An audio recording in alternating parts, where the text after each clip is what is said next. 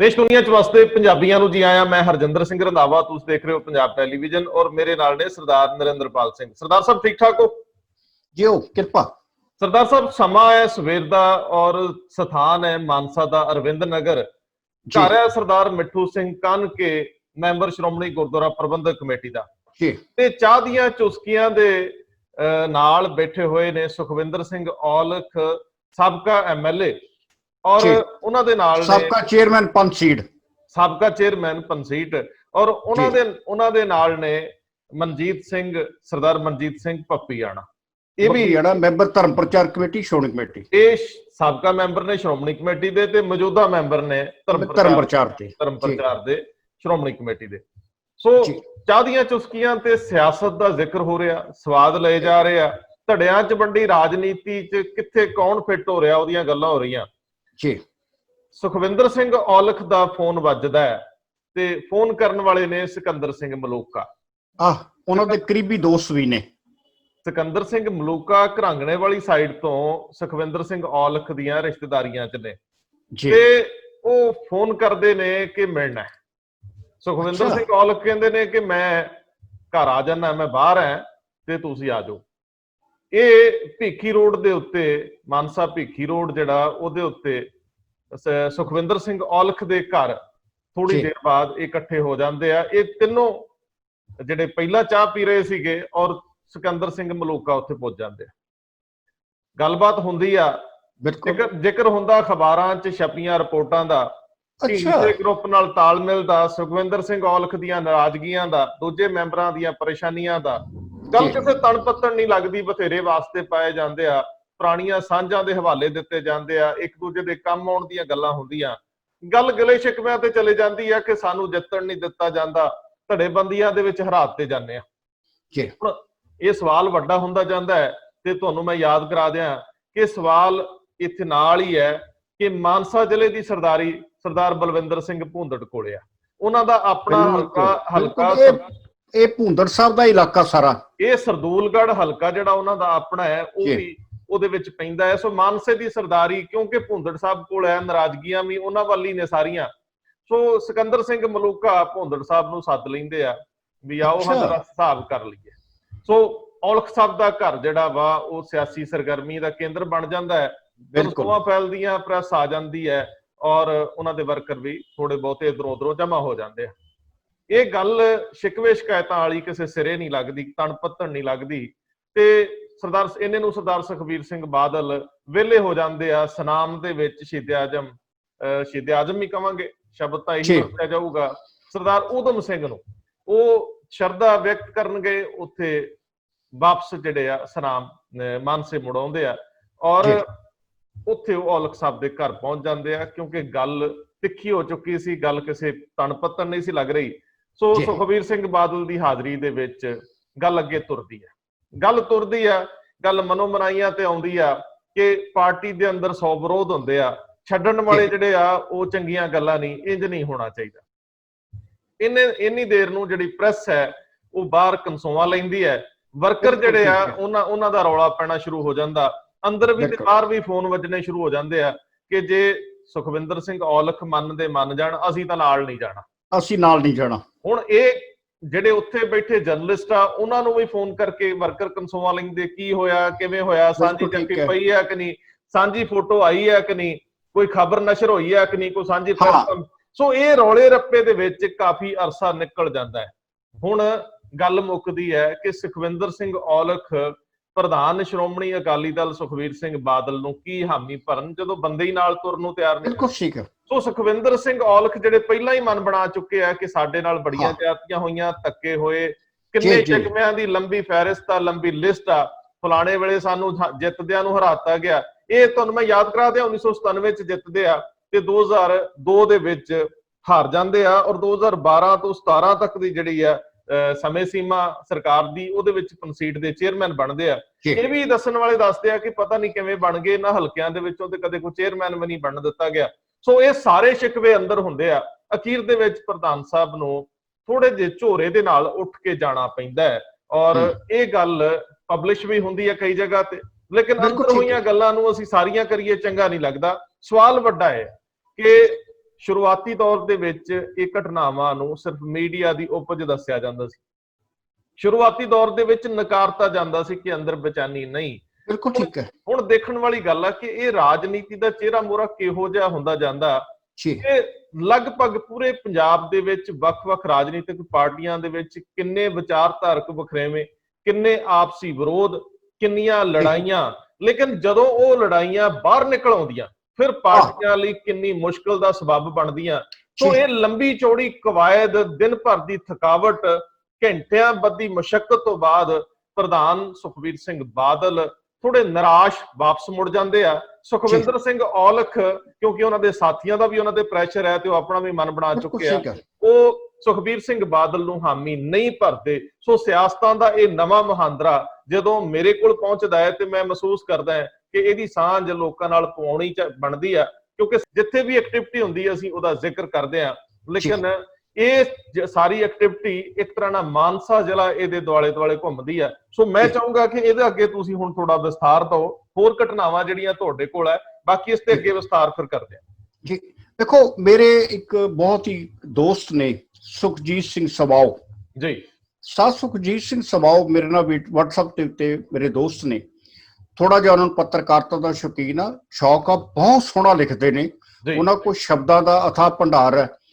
ਸਰਦਾਰ ਸੁਖਜੀਤ ਸਿੰਘ ਸਮਾਓ ਨਕਸਲੀ ਆਗੂ ਕਾਮਰੇਡ ਹਾਕਮ ਸਿੰਘ ਸਮਾਓ ਦੇ ਫਰਜ਼ੰਦ ਨੇ ਜੀ।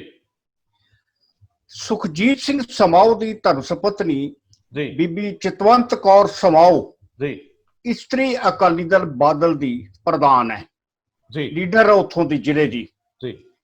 ਔਰ ਇਹਨਾਂ ਨੂੰ ਕੁਝ ਦਿਨ ਪਹਿਲਾਂ ਬਲਵੰਤ ਸਿੰਘ ਰਾਮੂਵਾਲੀਏ ਦਾ ਉਸ ਇਲਾਕੇ ਦੇ ਵਿੱਚ ਫੇਰਾ ਪੈਂਦਾ ਜੀ, ਫੇਰਾ ਪੈਂਦਾ। ਔਰ ਇਹ ਸਾਰੇ ਲੋਕ ਜਿਹੜੇ ਨੇ, ਕਿਉਂਕਿ ਰਾਮੂਵਾਲੀਆ ਦਾ ਹਾਕਮ ਸਿੰਘ ਸਮਾਓ ਦੇ ਨਾਲ ਕਾਫੀ ਨੇੜਤਾ ਰਹੀ ਹੈ ਕਿਤੇ ਕਿਸੇ ਸਮੇਂ ਉਸ ਪਰਿਵਾਰ ਦੀ ਜੀ, ਉਹ ਆਪਣੇ ਪਰਿਵਾਰ ਚਾਹੁੰਦੇ ਨੇ, ਸਾਰਾ ਪਰਿਵਾਰ ਜਿਹੜਾ ਆ ਉਧਰ ਨੂੰ ਤੁਰ ਪੈਂਦਾ। ਔਰ ਬਕਾਇਦਾ ਅਖਬਾਰਾਂ ਦੇ ਵਿੱਚ ਖਬਰਾਂ ਛਪਦੀਆਂ ਨੇ, ਵੱਡੀਆਂ ਖਬਰਾਂ ਜੀ। ਔਰ ਉਸ ਵੇਲੇ ਇਹ ਸਾਹਮਣੇ ਲਿਆਂਦਾ ਜਾਂਦਾ ਕਿ ਸ਼੍ਰੋਮਣੀ ਕਮੇਟੀ ਦੇ ਮੈਂਬਰ ਸਾਹਿਬਾਨ ਵੀ ਇਸ ਸਮਾਓ ਪਰਿਵਾਰ ਦੇ ਨਾਲ ਖਲੋ ਜਾਂਦੇ ਨੇ ਆ ਕੇ ਜੀ। ਉਸ ਵੇਲੇ ਇਹ ਆਵਾਜ਼ ਉੱਠਦੀ ਆ ਕਿ ਸੁਖਵਿੰਦਰ ਸਿੰਘ ਔਲਖ ਜਿਹੜੇ ਨੇ ਉਹ ਵਾਕਿਆ ਹੀ ਪੂਰੀ ਤਰ੍ਹਾਂ ਆਪਣੇ ਸਿਸਟਮ ਤੋਂ, ਪਾਰਟੀ ਦੇ ਅੰਦਰੂਨੀ ਤਾਣੇ ਬਾਣੇ ਤੋਂ ਖਫਾ ਨੇ ਜੀ। ਫਿਰ ਮਨ ਮਨੌਤੀਆਂ ਦੀ ਗੱਲ ਤੁਰਦੀ ਆ। ਜਿਹੜੀ ਗੱਲ ਤੁਸੀਂ ਕਰ ਰਹੇ ਹੋ, ਇਹ ਤੋਂ ਪਹਿਲਾਂ ਵੀ ਮਨ ਮਨੌਤੀ ਤੁਰੀ ਆ। ਦੋ ਲੀਡਰਾਂ ਦੀ ਕਿਹਾ ਗਿਆ ਜੀ ਡਿਊਟੀ ਲੱਗੀ ਸੀ ਜੀ। ਯਕੀਨਨ ਉਹ ਦੋ ਲੀਡਰ ਜਿਹੜੇ ਨੇ ਉਹ ਸਿਕੰਦਰ ਸਿੰਘ ਮਲੂਕਾ ਹੋਣਗੇ ਤੇ ਬਲਵਿੰਦਰ ਸਿੰਘ ਭੂੰਦੜ ਹੀ ਹੋਣਗੇ ਜੀ। ਲੇਕਿਨ ਜਿਹੜੀ ਗੱਲ ਤੁਸੀਂ ਕਰ ਰਹੇ ਹੋ, ਇਹ ਦੂਸਰੀ ਮੀਟਿੰਗ ਹੈ ਜਿਹਦੇ ਵਿੱਚ ਸੁਖਬੀਰ ਜੀ ਖੁਦ ਆਉਂਦੇ ਨੇ, ਸੁਖਬੀਰ ਬਾਦਲ ਖੁਦ ਆਉਂਦੇ ਨੇ ਔਰ ਉਹਨਾਂ ਨੂੰ ਆਪਣੇ ਸਾਹਮਣੇ ਆਪਣੇ ਹੀ ਪਾਰਟੀ ਦੇ ਅਹਿਮ ਵਰਕਰ ਦੀ ਜਿਹੜੀ ਗੱਲ ਆ ਸੁਣਨੀ ਪੈਂਦੀ ਹੈ ਜੀ। ਸਵਾਲ ਸਿਰਫ ਇੰਨਾ ਕਰਿਆ ਜਾਂਦਾ ਕਿ ਜਦੋਂ ਅਸੀਂ ਸਿਆਸੀ ਲੋਕ ਸਿਰਫ ਕੁਰਸੀ ਲੱਭਣ ਤੁਰਦੇ ਆਂ ਜੀ ਤੇ ਅਸੀਂ ਅਣਗਿਣਤ ਸਮਝੌਤੇ ਪਾਰਟੀ ਵਰਕਰਾਂ ਦੇ ਨਾਲ ਕਰਦੇ ਆਂ। ਤੁਹਾਨੂੰ ਯਾਦ ਹੋਵੇਗਾ ਦੂਸਰੀਆਂ ਪਾਰਟੀਆਂ ਜੋ ਪਤਾ ਨਹੀਂ ਕਿੰਨੇ ਕੁ ਮਣਾ ਮੂੰਹੀ ਸਰੋਪਾ ਦੇ ਦਿੱਤੇ ਜਾਂਦੇ, ਇਹ ਵੀ ਸਾਡਾ ਹੋ ਗਿਆ, ਇਹ ਵੀ ਸਾਡਾ ਹੋ ਗਿਆ, ਇਹ ਵੀ ਸਾਡਾ ਹੋ ਗਿਆ। ਔਰ ਲੜਾਈ ਸਿਰਫ ਆਗੂ ਦੇ ਲਈ ਕੁਰਸੀ ਦੀ ਨਹੀਂ, ਜਿਹੜੇ ਥੱਲੇ ਨੇ ਉਹ ਵੀ ਤੇ ਕਿਸੇ ਕੁਰਸੀ ਦੇ ਲਈ ਕਿਸੇ ਲਾਲਚਵਾਸੀ ਆਉਂਦੇ ਨੇ। ਬਿਲਕੁਲ। ਔਰ ਜਦੋਂ ਤੁਹਾਡੇ ਕੋਲ ਦੇਣ ਨੂੰ ਸਭ ਕੁਝ ਹੈ, ਜੇ ਤੁਸੀਂ ਦੇ ਦਿੰਦੇ ਹੋ ਤੇ ਠੀਕ ਹੈ, ਜੇ ਤੁਸੀਂ ਨਹੀਂ ਦੇਣਾ ਚਾਹੁੰਦੇ ਤੇ ਤੁਹਾਡੇ ਕੋਲ ਤਾਕਤ ਹੈ, ਤੁਸੀਂ ਹਰ ਬੰਦੇ ਨੂੰ ਜਿਹੜਾ ਤੁਹਾਡੀ ਵਿਰੋਧਤਾ ਕਰਦਾ ਉਹਨੂੰ ਦਬਾ ਸਕਦੇ ਹੋ ਜੀ। ਲੇਕਿਨ ਅੰਗਰੇਜ਼ੀ ਦੀ ਕਹਾਵਤ ਹੈ, you can't make a man to sit with a stick for a long time. ਵੀ ਤੁਸੀਂ ਜ਼ਿਆਦਾ ਚਿਰ ਕਿਸੇ ਨੂੰ ਡੰਡੇ ਦੇ ਜ਼ੋਰ ਨਾਲ ਦਬਾ ਨਹੀਂ ਸਕਦੇ। ਸਰਦਾਰ ਸਾਹਿਬ, ਜੇ ਤੁਹਾਨੂੰ ਮੈਂ ਯਾਦ ਕਰਾਵਾਂ, ਇਹ ਬਿਮਾਰੀ ਜਿਹੜੀ ਇੱਕ ਦੂਜੇ ਦਾ ਵਿਰੋਧ ਕਰਨ ਦੀ, ਲਾਗਲੇ ਹਲਕਿਆਂ ਵਾਲੇ ਇੱਕ ਦੂਜੇ ਹਲਕੇ ਦੇ ਵਿੱਚ ਜਿਸ ਤਰੀਕੇ ਨਾਲ ਦੂਜੇ ਦੇ ਦਖਲ ਵੀ ਦਿੰਦੇ ਆ, ਦੂਜੇ ਦੇ ਵਰਕਰ ਨੂੰ ਆਪਣੇ ਜੇਬ 'ਚ ਵੀ ਪਾ ਕੇ ਰੱਖਦੇ ਆ, ਲੋੜ ਪੈਣ ਤੇ ਇੱਕ ਦੂਜੇ ਦੇ ਜਿੱਤਨ ਹਾਰਨ ਤੇ ਵੀ ਅਸਰਅੰਦਾਜ਼ ਹੁੰਦੇ ਆ। ਇਹ ਬਿਮਾਰੀ ਲਗਭਗ ਸਾਰੇ ਜ਼ਿਲ੍ਹਿਆਂ 'ਚ ਫੈਲੀ ਹੋਈ ਸੀ, ਹਰ ਜਗ੍ਹਾ ਤੇ ਆ। ਜਿਹੜੇ ਲੀਡਰ ਵੱਡੇ ਹੋ ਜਾਂਦੇ ਆ, ਉਹ ਸਮਝਦੇ ਆ ਕਿ ਅਸੀਂ ਹੁਣ ਵੱਡੇ ਹੀ ਰਹੀਏ, ਛੋਟੇ ਜਿਹੜੇ ਆ ਉਹ ਵੱਡੇ ਨਾ ਹੋ ਸਕਣ। ਕੋਸ਼ਿਸ਼ ਕਰੋ ਕਿ ਇਹ ਜੇ ਸਰਕਾਰ ਬਣ ਜੇ ਤੇ ਆਪਣੀ ਵਜ਼ੀਰੀ ਜਾਂ ਆਪਣੀ ਮਿਨਿਸਟਰੀ ਵੱਡੀ ਕਰਨ ਲਈ ਜਿਹੜੇ ਬਹੁਤੇ ਨਾਲ ਲੱਗਦੇ ਆ ਏਰੀਏ ਉਹਨਾਂ ਦੇ ਵਿੱਚ ਨਾ ਵੀ ਜਿੱਤਣ ਤੇ ਚੰਗਾ ਹੈ। ਬਿਲਕੁਲ ਇਹ ਗੱਲ ਭੁੱਲਦੇ ਆ ਕਿ ਜੇਕਰ ਜਿੱਤਣਗੇ ਐਮਐਲਏ ਬਣਨਗੇ ਤੇ ਵਜ਼ੀਰ ਬਣਨ ਦਾ ਸਫ਼ਰ ਤਾਂ ਸ਼ੁਰੂ ਹੋਊਗਾ। ਸੋ ਇਹ ਕਈ ਜ਼ਿਲ੍ਹਿਆਂ ਦੇ ਵਿੱਚ ਜਿਹੜੇ ਛੋਟੇ ਜ਼ਿਲ੍ਹੇ ਖਾਸ ਤੌਰ ਤੇ ਉਹਨਾਂ 'ਚ ਇਹ ਬਿਮਾਰੀ ਘਰ ਕਰਦੀ ਰਹੀ ਆ। ਇਹ ਮਾਝੇ ਦੇ ਵਿੱਚ ਵੀ ਬੜੇ ਵੱਡੇ ਪੱਧਰ ਤੇ ਫੈਲੀ ਰਹੀ ਆ ਕਿ ਕਈ ਹਲਕਿਆਂ ਦੇ ਵਿੱਚ ਚੰਗੇ ਭਲੇ ਉਮੀਦਵਾਰ ਆ, ਬੰਦਾ ਸੋਚਦਾ ਯਾਰ ਇਹ 1000 ਵੋਟ ਤੇ ਹਾਰ ਗਿਆ, ਇਹ 700 ਵੋਟ ਤੇ ਹਾਰ ਗਿਆ, ਇਹ 1500 ਤੇ ਹਾਰ ਗਿਆ। ਸੋ ਉਹਦੇ ਵਿੱਚ ਇੱਕ ਦੋ ਹਲਕੇ ਦੇ ਲੀਡਰ ਜਿਹੜੇ ਦੂਜੇ ਹਲਕਿਆਂ ਦੇ ਲੀਡਰਾਂ ਨਾਲ ਜੁੜੇ ਹੁੰਦੇ ਆ, ਉਹੋ ਹੀ ਆਪਣਾ ਕੰਮ ਕਰ ਜਾਂਦੇ ਤੇ ਹਰਾ ਜਾਂਦੇ। ਸੋ ਸਰਦਾਰ ਸਾਹਿਬ ਇਹ ਮਸ਼ੱਕਤ ਹੁਣ ਕਰਨੀ ਪੈ ਰਹੀ ਹੈ ਜਿਹੜੀ ਪਹਿਲੋਂ ਕਰਨੀ ਚਾਹੀਦੀ ਸੀ। ਸੁਖਬੀਰ ਸਿੰਘ ਬਾਦਲ ਦੇ ਹੱਥ ਵਿੱਚ ਲਗਭਗ 10 ਸਾਲਾਂ ਤੋਂ ਕਮਾਂਡ ਹੈ ਔਰ 10 ਸਾਲਾਂ ਤੋਂ ਜ਼ਿਆਦਾ ਸਮਾਂ ਹੋ ਗਿਆ ਉਹਨਾਂ ਨੂੰ ਇੱਕ ਲੀਡਰ ਨੂੰ ਜਾਣਦਿਆਂ ਤੇ ਪਛਾਣਦਿਆਂ। ਆਖਰ ਜਿਹੜੇ ਲੀਡਰ ਕੁਝ 10 20 25 30 ਤੱਕ ਸੀਮਤ ਹੋ ਜਾਣਾ ਇਹ ਚੰਗੀ ਅਗਵਾਈ ਦੀ ਨਿਸ਼ਾਨੀ ਨਹੀਂ ਹੁੰਦੀ। ਥੱਲੇ ਦੇ ਵਰਕਰ ਤੱਕ, ਕਿਉਂਕਿ ਇਹ ਪ੍ਰਕਾਸ਼ ਸਿੰਘ ਬਾਦਲ ਦੀ ਖੂਬਸੂਰਤੀ ਰਹੀ ਹੈ ਕਿ ਉਹ ਮੂੰਹ ਬਹੁਤ ਘੱਟ ਬੋਲਦੇ ਲੇਕਿਨ ਅਕਸਰ ਉਹ ਧੜਿਆਂ 'ਚ ਵੰਡੀ ਰਾਜਨੀਤੀ ਨੂੰ ਵੀ ਬਰਾਬਰ ਜਿਹਾ ਸੰਤੁਲਨ ਬਣਾ ਕੇ ਤੋਰਨ 'ਚ ਸਫਲ ਰਹਿੰਦੇ ਸੀ। ਬਿਨਾਂ ਝਿੜਕਿਆਂ, ਬਿਨਾਂ ਡਾਂਟਿਆਂ, ਬਿਨਾਂ ਕਿਸੇ ਦਾ ਦਿਲ ਦੁਖਾਇਆ ਉਹ ਕਾਫੀ ਸਮੇਂ ਤੱਕ ਜਿਹੜੀ ਚੁਣਾਵੀ ਰਾਜਨੀਤੀ ਉਹਦੇ 'ਚ ਸਫਲ ਰਹੇ, ਭਾਵੇਂ ਕਿ ਉਹਨਾਂ ਦੇ ਸਮੇਂ 'ਚ ਪੰਜਾਬ ਔਰ ਕੌਮੀ ਜਿਹੜੇ ਨੁਕਸਾਨ ਹੋਏ ਆ ਉਹ ਬਹੁਤ ਵੱਡੇ ਆ। ਸੁਖਬੀਰ ਸਿੰਘ ਬਾਦਲ ਇਹਨਾਂ ਮਾਮਲਿਆਂ 'ਚ ਅਜੇ ਉਹਨਾਂ ਦੇ ਹਿੱਸੇ 'ਚ ਇਸ ਤਰ੍ਹਾਂ ਦੇ ਬੇਅਦਬੀ ਮਾਮਲਿਆਂ ਦੇ ਵਿੱਚ ਤੁਰੰਤ ਕਾਰਵਾਈ ਨਾ ਕਰਨ ਨੂੰ ਲੈ ਕੇ, ਡੇਰਾ ਸੌਦਾ ਸਾਧ ਨੂੰ ਮਾਫੀ ਦੇ ਮਾਮਲੇ 'ਚ ਉਹਨਾਂ ਦੇ ਆਉਂਦੇ ਨਾਂ ਦੀ ਗੱਲ ਕਰ ਲਈਏ, ਉਸ ਤੋਂ ਇਲਾਵਾ ਕੋਈ ਬਹੁਤ ਵੱਡੇ ਅਸੀਂ ਉਹਨਾਂ ਤੇ ਦੋਸ਼ ਨਹੀਂ ਲਾ ਸਕਦੇ। ਲੇਕਿਨ ਸਵਾਲ ਇਹ ਆ ਕਿ ਇਹ ਜਦੋਂ ਉਹਨਾਂ ਦੇ ਅੱਖਾਂ ਦੇ ਸਾਹਮਣੇ ਸਭ ਵਾਪਰ ਰਿਹਾ ਸੀ ਕਿ ਧੜੇਬੰਦੀਆਂ ਵੱਧ ਰਹੀਆਂ ਸੀ, ਇੱਕ ਲੀਡਰ ਇੱਕ ਦੂਜੇ ਦੀਆਂ ਲੱਤਾਂ ਖਿੱਚ ਰਹੇ ਸੀ, ਇੱਕ ਦੂਜੇ ਦਾ ਨੁਕਸਾਨ ਕਰ ਰਹੇ ਸੀ, ਹਲਕਿਆਂ ਦੇ ਹਲਕੇ ਹਾਰ ਵੀ ਰਹੇ ਸੀਗੇ, ਭਾਵੇਂ ਉਹ ਦੂਜੀ ਵਾਰੀ 12 'ਚ ਸਰਕਾਰ ਬਣਾਉਣ 'ਚ ਕਾਮਯਾਬ ਹੋ ਜਾਂਦੇ ਆ। ਦੇਖਣ ਵਾਲੀ ਗੱਲ ਸੀ ਕਿ ਕਿੰਨੇ ਸਾਰੇ ਹਲਕੇ ਜਿਹੜੇ ਆ ਉਹ ਹਾਰ ਵੀ ਜਾਂਦੇ ਆ, ਜਿਹੜੇ ਵੱਡੇ ਚਿਹਰੇ ਸੀ ਉਹ ਹਾਰ ਜਾਂਦੇ ਆ, ਦੋਸ਼ ਲੱਗਦੇ ਰਹੇ, ਹਰਵਾਤੇ ਗਏ। ਸੋ ਇਸੇ ਤਰ੍ਹਾਂ ਦੀ ਬਿਮਾਰੀ ਇਹਨਾਂ ਇਲਾਕਿਆਂ ਦੇ ਵਿੱਚ ਵੀ ਸੀ ਜਿਨ੍ਹਾਂ ਦੇ ਵਿੱਚ ਕੱਲ ਉਹ ਫੇਰਾ ਪਾਉਂਦੇ ਆ। ਮੈਂ ਤੁਹਾਨੂੰ ਥੋੜਾ ਜਿਹਾ ਹੋਰ ਯਾਦ ਕਰਾ ਦੇਵਾਂ ਦੋਸਤੋ, ਅਸੀਂ ਕਿਸੇ ਹੋਰ ਸੈਗਮੈਂਟ ਤੋਂ ਜ਼ਿਕਰ ਕਰਾਂਗੇ, ਸਾਡਾ ਨਹੀਂ ਤਾਂ ਇਹ ਲੰਬਾ ਹੋ ਜਾਂਦਾ, ਤੁਹਾਡੇ ਕੋਲ ਸਮੇਂ ਦੀ ਕਿੱਲਤ ਰਹਿੰਦੀ ਹੈ। ਸੋ ਸਵਾਲ ਇਹ ਹੈ ਕਿ ਲੁਧਿਆਣੇ ਜ਼ਿਲ੍ਹੇ ਦੇ ਵਿੱਚ ਕਈ ਮੈਂਬਰ ਜਿਨ੍ਹਾਂ ਦੀ ਗਿਣਤੀ 6 ਤੋਂ 7 ਦੱਸੀ ਜਾਂਦੀ ਹੈ, ਸ਼੍ਰੋਮਣੀ ਗੁਰਦੁਆਰਾ ਪ੍ਰਬੰਧਕ ਕਮੇਟੀ ਦੇ ਮੈਂਬਰ ਬੇਚੈਨ ਨੇ। ਕਈ ਥਾਵਾਂ ਉਹਨਾਂ ਦੀਆਂ ਤਾਰਾਂ ਜੁੜੀਆਂ ਹੋਈਆਂ, ਫਤਿਹਗੜ੍ਹ ਸਾਹਿਬ ਨਾਲ ਸੰਬੰਧਿਤ ਕਈ ਮੈਂਬਰਾਂ ਦਾ ਜ਼ਿਕਰ ਆ ਰਿਹਾ। ਸਾਡੇ ਕੋਲ ਇਸ ਤਰ੍ਹਾਂ ਦੀ ਇਨਫੋਰਮੇਸ਼ਨ ਪਹੁੰਚਾਈ ਜਾ ਰਹੀ ਆ, ਲੋਕ ਆਪਣੇ ਆਪ ਦੇ ਰਹੇ ਆ, ਜਿਹੜੇ ਲੀਡਰ ਨੇ ਉਹ ਕਿਸੇ ਨਾ ਕਿਸੇ ਤਰੀਕੇ ਨਾਲ ਸਾਨੂੰ ਕਲੂ ਭੇਜ ਦਿੰਦੇ ਆ, ਲੇਕਿਨ ਜਿੰਨਾ ਚਿਰ ਅਸੀਂ ਤਸਦੀਕ ਨਹੀਂ ਕਰਦੇ ਅਸੀਂ ਕੈਮਰੇ ਤੇ ਉਹਨੂੰ ਬੋਲਣ ਤੋਂ ਅਸਮਰਥ ਰਹਿੰਦੇ ਆ। ਸਾਡਾ ਬੜਾ ਸਿੱਧਾ ਸਪਸ਼ਟ ਜਿਹਾ ਸਰਦਾਰ ਜੀ ਮੰਨਣਾ ਹੈ ਕਿ ਰਾਜਨੀਤੀ ਬੜੀ ਸਾਫ਼ ਹੋਵੇ, ਰਾਜਨੀਤੀ ਪੰਜਾਬ ਦੇ ਹਿੱਤ ਪੂਰਦੀ ਹੋਵੇ, ਰਾਜਨੀਤੀ ਸੰਸਥਾਵਾਂ ਨੂੰ ਬਣਾਉਣ ਦਾ ਕੰਮ ਕਰਦੀ ਹੋਵੇ, ਰਾਜਨੀਤੀ ਸਿਰਫ ਸੱਤਾ ਲਈ ਨਾ ਹੋਵੇ, ਸਿਰਫ ਲੁੱਟਮਾਰ ਦਾ ਸਾਧਨ ਨਾ ਹੋਵੇ। ਸੋ ਇਹ ਮੈਨੂੰ ਲੱਗਦਾ ਹੈ ਕਿ ਜੋ ਕੱਲ ਦਾ ਘਟਨਾਕ੍ਰਮ ਹੋਇਆ ਇਹ ਅੰਦਰ ਦੀਆਂ ਬੇਚੈਨੀਆਂ ਚੋਂ ਨਿਕਲਿਆ, ਲੇਕਿਨ ਜਿਹੜੀ ਗੱਲ ਨੱਪ ਕੇ ਰੱਖੀ ਜਾ ਰਹੀ ਸੀ ਉਹ ਉਬਾਲਾ ਖਾ ਰਹੀ ਹੈ ਔਰ ਉਹ ਉਬਾਲਾ ਨਜ਼ਰ ਆਉਣ ਲੱਗਿਆ। ਹੁਣ ਤੁਸੀਂ ਕਿਸੇ ਨੂੰ ਦੋਸ਼ ਨਹੀਂ ਦੇ ਸਕਦੇ, ਤੁਹਾਨੂੰ ਜ਼ਰੂਰ ਮੁਲਾਂਕਣ ਕਰਨਾ ਹੋਊਗਾ। ਸੋ ਮੈਨੂੰ ਲੱਗਦਾ ਕਿ ਤੁਸੀਂ ਇਹੀ ਗੱਲ ਅੱਗੇ ਵਧਾ ਰਹੇ ਸੀ। ਦੇਖੋ, ਪਹਿਲੀ ਗੱਲ ਤੇ ਇਹ ਆ ਕਿ ਮੌਕਾ ਦੇਖੋ, ਮੌਕੇ ਦੀ ਨਜ਼ਾਕਤ ਦੇਖਣੀ ਬਣਦੀ ਹੈ ਜੀ। ਇਸ ਵੇਲੇ ਹਾਲਾਤ ਕੀ ਨੇ ਪੰਜਾਬ ਦੀ? ਪੰਜਾਬ ਨੂੰ ਕਿਸੇ ਮਜ਼ਬੂਤ ਵਿਰੋਧੀ ਧਿਰ ਦੀ ਜ਼ਰੂਰਤ ਸੀ ਜੀ। ਅਕਾਲੀ ਦਲ ਦੇ ਉੱਤੇ ਦੋਸ਼ ਲੱਗ ਰਹੇ ਨੇ ਕਿ ਅਕਾਲੀ ਦਲ ਨੇ ਪਾਰਲੀਮੈਂਟ ਦੇ ਵਿੱਚ ਕਿਸਾਨੀ ਬਾਰੇ ਜਿਹੜੇ ਮੁੱਦੇ ਨੇ ਉਹਨਾਂ ਬਾਰੇ ਕੋਈ ਹੋਰ ਸਟੈਂਡ ਰੱਖਿਆ ਜੀ। ਪੰਜਾਬ 'ਚ ਕੋਈ ਹੋਰ ਸਟੈਂਡ ਹੈ? ਪੰਜਾਬ ਦੇ ਵਿੱਚ ਅਕਾਲੀ ਦਲ ਖੁੱਲ ਕੇ ਕਿਸਾਨਾਂ ਦਾ ਸਾਥ ਨਹੀਂ ਦੇ ਸਕਿਆ ਜੀ। ਔਰ ਜੋ ਕੁਝ ਸਰਕਾਰ ਦੀਆਂ ਤਰੁੱਟੀਆਂ ਨੇ, ਸਿਰਫ ਇੱਕ ਉਦਾਹਰਣ ਹੈ ਜਿਹੜੀ ਕੱਲ 3 ਜ਼ਿਲ੍ਹਿਆਂ 'ਚ ਵਾਪਰੀ ਹੈ ਕਿ 3 ਜ਼ਿਲ੍ਹਿਆਂ ਦੇ ਵਿੱਚ ਜ਼ਹਿਰੀਲੀ ਸ਼ਰਾਬ ਦੇ ਨਾਲ 40 ਦੇ ਕਰੀਬ ਲੋਕ ਮਾਰੇ ਜਾ ਗਏ ਨੇ ਜੀ। ਸਾਡੀ ਤਰਾਸਦੀ ਦੇਖੋ ਲੀਡਰਸ਼ਿਪ ਦੀ ਕਿ ਅਸੀਂ ਉਹਨਾਂ ਪੀੜਤਾਂ ਦੇ ਤੱਕ ਪਹੁੰਚ ਨਹੀਂ ਕਰ ਸਕੇ ਜੀ, ਅਸੀਂ ਉਹਨਾਂ ਦਾ ਦਰਦ ਵੀ ਨਹੀਂ ਜਾਣ ਸਕੇ, ਅਸੀਂ ਸਰਕਾਰ ਨੂੰ ਕਟਹਿਰੇ ਵਿੱਚ ਨਹੀਂ ਖੜਾ ਕਰ ਸਕੇ ਕੱਲ ਜੀ, ਕਿਉਂਕਿ ਅਸੀਂ ਅੰਦਰੋਂ ਕਮਜ਼ੋਰ ਆ। ਔਰ ਜਿਹੜੀ ਗੱਲ ਤੁਸੀਂ ਕੀਤੀ ਨਾ ਕਿ 2 ਪੈਰਲਲ ਲੀਡਰ ਚੱਲਦੇ ਨੇ ਹਲਕੇ 'ਚ, ਉਹ ਸਾਡੀ ਆਪਣੀ ਦੇਣ ਹੈ ਜੀ, ਉਹਦਾ ਬਾਹਰ ਨਹੀਂ ਹੈ ਕੋਈ, ਉਹਦੇ ਲਈ ਅਸੀਂ ਦੋਸ਼ੀ ਹਾਂ ਔਰ ਉਹਦਾ ਖਮਿਆਜਾ ਵੀ ਸਾਨੂੰ ਭੁਗਤਣਾ ਪਵੇਗਾ। ਤਰਨਤਾਰਨ ਹਲਕਾ ਤੁਹਾਨੂੰ ਯਾਦ ਹੈ ਕਿ ਜਦੋਂ ਰਣਜੀਤ ਸਿੰਘ ਬ੍ਰਹਮਪੁਰਾ ਦੇ ਬਰਾਬਰ ਦੇ ਉੱਤੇ ਇਕਬਾਲ ਸਿੰਘ ਸੰਧੂ ਚੱਲਦੇ ਸਨ ਜੀ, ਅਜਿਹੀਆਂ ਬਹੁਤ ਸਾਰੀਆਂ ਉਦਾਹਰਨਾਂ ਨੇ ਜਿਹੜੀਆਂ ਤੁਹਾਡੀ ਪਾਰਟੀ ਨੂੰ ਕਮਜ਼ੋਰ ਕਰਦੀਆਂ ਨੇ ਔਰ ਜਿਹੜੀ ਲੀਡਰਸ਼ਿਪ ਹੈ ਅੰਦਰ ਉਹਨੂੰ ਮਜਬੂਰ ਕਰਦੀਆਂ ਨੇ ਕਿ ਉਹ ਤੁਹਾਡੇ ਤੋਂ ਦੂਰ ਹੋਣ ਜੀ। ਲੇਕਿਨ ਜਦੋਂ ਤੁਹਾਨੂੰ ਲੋੜ ਆ ਵਰਕਰਾਂ ਦੀ ਔਰ ਉਸ ਵੇਲੇ ਵਰਕਰ ਜਦੋਂ ਤੁਹਾਨੂੰ ਸੁਣਾਉਂਦੇ ਨੇ ਤੇ ਤੁਹਾਨੂੰ ਉਹ ਤਲਖ ਸੱਚ ਜਿਹੜਾ ਸੁਣਨਾ ਬਣਦਾ ਆ ਜੀ। ਜੇ ਤੁਸੀਂ ਇਹ ਕਹਿੰਦੇ ਹੋ ਕਿ ਅਸੀਂ ਸਰਕਾਰ ਹੈ, ਸਰਕਾਰ ਪੰਜਾਬ ਨੂੰ ਜਵਾਬ ਦੇ ਸੀ, ਜੇ ਤੁਸੀਂ ਪੰਜਾਬ ਨੂੰ ਜਵਾਬ ਦੇ ਨਹੀਂ ਦੇ ਹੋਏ, ਜੇ ਪੰਜਾਬ ਨੂੰ ਸਹੀ ਜਵਾਬ ਨਹੀਂ ਦੇ ਸਕੇ ਤਾਂ ਹੀ ਤਾਂ ਖਮਿਆਜਾ ਭੁਗਤਿਆ ਸੱਤਾ ਤੋਂ ਬਾਹਰ ਜਾਣ ਦਾ ਜੀ।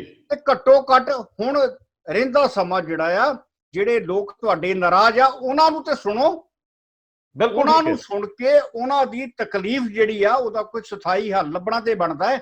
ਸੋ ਸਰਦਾਰ ਸਾਹਿਬ ਇਹ ਨਹੀਂ ਲੱਭਦੇ ਜੀ ਤੇ ਫਿਰ ਵਿਰੋਧੀ ਜਿਹੜੇ ਆ ਉਹ ਤੇ ਤਿਆਰ ਨੇ, ਹਰ ਪਾਰਟੀ ਜਿਹੜੀ ਆ ਉਹ ਆਪਣਾ ਕੋਈ ਏਜੰਡਾ ਲੈ ਕੇ ਗਾਂ ਤੁਰ ਰਹੀ ਆ। ਸਰਦਾਰ ਸਾਹਿਬ ਇਹ ਤਿੰਨ ਲੋਕ ਜਿਨ੍ਹਾਂ ਦੇ ਵਿੱਚ ਸਰਦਾਰ ਮਿੱਠੂ ਸਿੰਘ ਕਾਨਕੇ, ਜਿਨ੍ਹਾਂ ਦੇ ਵਿੱਚ ਸਰਦਾਰ ਮਨਜੀਤ ਸਿੰਘ ਬੱਪੀਆਣਾ, ਜਿਨ੍ਹਾਂ ਦੇ ਵਿੱਚ ਸਰਦਾਰ ਸੁਖਵਿੰਦਰ ਸਿੰਘ ਔਲਖ ਸਾਬਕਾ ਐਮਐਲਏ ਸਾਬਕਾ ਚੇਅਰਮੈਨ, ਜਿਨ੍ਹਾਂ ਦੇ ਵਿੱਚ ਸਰਦਾਰ ਦਰਸ਼ਨ ਸਿੰਘ ਬਖਸ਼ੀਵਾਲਾ, ਜਿਹੜੇ ਅੱਗੇ ਜੇ ਅਸੀਂ ਝਨੀਰ ਸਾਈਡ ਦੀ ਗੱਲ ਕਰੀਏ ਤੇ ਸਰਦਾਰ ਗੁਰਸੇਵਕ ਸਿੰਘ ਸਰਪੰਚ, ਇਸ ਤਰ੍ਹਾਂ ਦੇ ਹੋਰ ਵੀ ਕਈ ਲੋਕ ਜਿਨ੍ਹਾਂ ਦਾ ਜ਼ਿਕਰ ਹੋ ਰਿਹਾ ਸੀਗਾ। ਸੋ ਵੱਡੇ ਨਾਂ ਕੁਝ ਮਾਨਸਾ ਜ਼ਿਲ੍ਹੇ ਨਾਲ ਸੰਬੰਧਿਤ ਹੋਰ ਵੀ ਸੀ ਜਿਨ੍ਹਾਂ ਦੇ ਬਾਰੇ ਤਸਦੀਕ ਕੀਤੇ ਬਿਨਾਂ ਅਸੀਂ ਜ਼ਿਕਰ ਕਰਨਾ ਜ਼ਿਆਦਾ ਅਹਿਮ ਮੈਂ ਸਮਝਦਾ ਕਿ ਹੁੰਦਾ ਹੈ ਕਿ ਤੁਸੀਂ ਤਸਦੀਕ ਕਰ ਲਓ। ਹੁਣ ਤੁਸੀਂ ਵੱਡੇ ਲੀਡਰਾਂ ਦੀ ਗੱਲ ਸ਼ੁਰੂ ਕਰ ਲਈ ਹੈ ਜੀ ਕਿ ਸਾਡੇ ਦੇਖਦੇ ਜਥੇਦਾਰ ਰਣਜੀਤ ਸਿੰਘ ਤਲਵੰਡੀ ਸਾਡੇ ਸਾਹਮਣੇ ਹੀ ਹੈ ਜੀ। ਆਖਿਰਕਾਰ ਇੱਕ ਪਰਿਵਾਰ ਜਿਹਦਾ ਸਾਰਾ ਸਿੱਖ ਅਕਾਲੀ ਸਿਆਸਤ ਨੂੰ ਸਮਰਪਿਤ ਹੈ ਉਹ ਤੇ ਇਸ ਗੱਲ ਤੋਂ ਬਾਹਰ ਹੋ ਜਾਂਦਾ। ਔਰ ਬਹੁਤ ਵੱਡੇ ਲੀਡਰ, ਕੁਝ ਮੇਰੇ ਦੋਸਤਾਂ ਨੇ ਮੈਨੂੰ ਫੋਨ ਕੀਤੇ, ਕਹਿੰਦੇ ਜੀ ਤੁਸੀਂ ਇਹ ਤੇ ਦੇਖ ਰਹੇ ਹੋ ਕਿ ਇਸ ਵੇਲੇ ਲੀਡਰਸ਼ਿਪ ਕਿਹੜੀ ਅੱਗੇ ਚੱਲ ਰਹੀ ਹੈ, ਕਹਿੰਦੇ ਕਦੀ ਇਹ ਸੋਚਿਆ ਕਿ ਅਕਾਲੀ ਦਲ ਬਾਦਲ ਦਾ ਪ੍ਰਧਾਨ ਇਸ ਵੇਲੇ ਇਕੱਲਾ ਹੀ ਕਿਤੇ ਜਾ ਰਿਹਾ ਜੀ, ਜਦੋਂ ਲੜਾਈ ਲੜ ਰਿਹਾ ਉਹਦੇ ਨਾਲ ਜਥੇਦਾਰ ਤੋਤਾ ਸਿੰਘ ਬਰਾਬਰ ਤੇ ਨਹੀਂ ਖੜੇ ਹੋ ਰਹੇ ਜੀ, ਉਹਦੇ ਨਾਲ ਸੁਰਜੀਤ ਸਿੰਘ ਰਖੜਾ ਬਰਾਬਰ ਤੇ ਨਹੀਂ ਖੜੇ ਜੀ। ਕਹਿੰਦੇ ਕਿ ਸਿਕੰਦਰ ਸਿੰਘ ਮਲੂਕਾ ਸਿਰਫ ਕਿਸਾਨੀ ਦੇ ਮੁੱਦਿਆਂ ਤੇ ਬੋਲੇ ਔਰ ਉਹ ਵੀ ਕੇਂਦਰ ਦੇ ਖਿਲਾਫ, ਪੰਜਾਬ ਦੇ ਖਿਲਾਫ ਨਹੀਂ, ਪੰਜਾਬ ਜੋ ਹੈ ਉਹਦੇ ਖਿਲਾਫ ਨਹੀਂ। ਕਦੇ ਕਦੇ ਆਵਾਜ਼ ਉੱਠੀ, ਕਹਿੰਦੇ ਜੇ ਅਸੀਂ ਸਾਂਝੇ ਤੌਰ ਦੇ ਉੱਤੇ ਸੱਤਾ ਮਾਣੀ ਹੈ ਤੇ ਫਿਰ ਹੁਣ ਅਸੀਂ ਜਦੋਂ ਕੋਈ ਤਕਲੀਫ ਆਈ ਆ ਪਾਰਟੀ ਨੂੰ ਜਾਂ ਪਾਰਟੀ ਨੂੰ ਮੁਸ਼ਕਲ ਆਈ ਹੈ ਤੇ ਹੁਣ ਅਸੀਂ ਖਾਮੋਸ਼ ਕਿਉਂ ਆ ਜੀ। ਵੀ ਜਗੀਰ ਕੌਰ ਇੱਕ ਲੰਮੇ ਸਮੇਂ ਤੋਂ ਖਾਮੋਸ਼ ਨੇ, ਤੇਜ ਤਰਾਰ ਆਗੂ ਨੇ, ਆਪਣੀ ਗੱਲ ਕਹਿਣ ਦੀ ਜ਼ਰੂਰਤ ਰੱਖਦੇ ਨੇ, ਲੇਕਿਨ ਉਹਨਾਂ ਦੇ ਪਰਿਵਾਰ ਦੇ ਵਿੱਚ ਇੱਕ ਥੋੜਾ ਜਿਹਾ ਜਿਹੜਾ ਹੈਗਾ ਉਹਨਾਂ ਦੀ ਬੇਟੀ ਠੀਕ ਨਹੀਂ ਹੈ, ਉਹਦੇ ਕਰਕੇ ਖਾਮੋਸ਼ ਨੇ। ਲੇਕਿਨ ਫਿਰ ਵੀ ਉਹਨਾਂ ਦਾ ਕੋਈ ਏਡਾ ਵੱਡਾ ਤਗੜਾ ਬਿਆਨ ਨਹੀਂ ਹੈ। ਬਲਵਿੰਦਰ ਸਿੰਘ ਭੁੰਦੜ ਦੀ ਕੱਲਿਆਂ ਦੀ ਕਿਤੇ ਵੀ ਕੋਈ ਇਸ ਵੇਲੇ ਜਿਹੜੀ ਆ ਮੂਵਮੈਂਟ ਨਹੀਂ ਹੈ। ਨਹੀਂ, ਮੈਂ ਸਰਦਾਰ ਸਾਹਿਬ ਨਹੀਂ, ਇਸ ਤਰ੍ਹਾਂ ਨਹੀਂ, ਕੁਝ ਚੀਜ਼ਾਂ ਤੇ ਸਾਨੂੰ ਮੰਨਣੀਆਂ ਪੈਣਗੀਆਂ। ਬਲਵਿੰਦਰ ਸਿੰਘ ਭੁੰਦੜ ਬਾਦਲ ਪਰਿਵਾਰ ਦੀ ਪੈੜ 'ਚ ਪੈਰ ਰੱਖਦੇ ਆ, ਸਿਕੰਦਰ ਸਿੰਘ ਮਲੂਕਾ ਵੀ ਪੈੜ 'ਚ ਪੈਰ ਰੱਖਣ ਵਾਲੇ ਆ, ਬੀਬੀ ਜਗੀਰ ਕੌਰ ਵੀ ਇਹ ਸਮਝਦੇ ਆ ਕਿ ਸਰਦਾਰ ਪ੍ਰਕਾਸ਼ ਸਿੰਘ ਬਾਦਲ ਨੇ ਮੈਨੂੰ ਰਾਜਨੀਤੀ ਦੇ ਵਿੱਚ ਬੜਾ ਉੱਚਾ ਦਰਜਾ ਦਿੱਤਾ ਹੈ, ਬੜਾ ਉੱਚਾ ਸਥਾਨ ਦਿੱਤਾ, ਮੇਰੀ ਸਦਾ ਮਦਦ ਕੀਤੀ ਹੈ। ਬਾਦਲ ਦੀ ਰਾਜਨੀਤੀ ਦੇ ਖਿਲਾਫ ਜਾਣ ਵਾਲਿਆਂ ਚੋਂ ਨਹੀਂ ਹੈਗੇ। ਸੁਰਜੀਤ ਸਿੰਘ ਰਖੜਾ ਦੀ ਰਾਜਨੀਤੀ ਵੀ ਸਰਦਾਰ ਪ੍ਰਕਾਸ਼ ਸਿੰਘ ਬਾਦਲ ਤੋਂ ਹੀ ਤੁਰਦੀ ਹੈ। ਉਹਨਾਂ ਦੇ ਭਰਾ ਅਮਰੀਕਾ ਦੇ ਵਿੱਚ ਨੇ, ਉਹ ਲੋਕ ਧਨਾੜ ਸਿੱਖ ਸੀਗੇ, ਉਹਨਾਂ ਨੂੰ ਸਿਆਸਤ ਦੀ ਲੋੜ ਨਹੀਂ ਸੀ, ਲੇਕਿਨ ਫਿਰ ਵੀ ਬਾਦਲ ਸਾਹਿਬ ਨੇ ਉਹ ਸਾਰੇ ਲੋਕ ਸਿਆਸਤ ਵਿੱਚ ਲਿਆਂਦੇ ਜਿਹੜੇ ਉਹਨਾਂ ਨੂੰ ਵਾਰਾ ਖਾਂਦੇ ਸੀਗੇ। ਇਹ ਇੱਕ ਅਲੱਗ ਪਹਿਲੂ ਆ। ਇਹ ਅਗਲੇ ਸਮੇਂ 'ਚ ਤੇਲ ਵੇਖੋ ਤੇਲ ਦੀ ਧਾਰ ਵੇਖੋ ਵਾਲੀ ਸਥਿਤੀ ਹੁੰਦੀ ਹੈ, ਲੇਕਿਨ ਕੁਝ ਲੋਕ ਨਾਲ ਰਹਿੰਦੇ ਨੇ, ਇਹ 'ਚ ਕੋਈ ਦੋ ਰਾਵਾਂ ਨਹੀਂ।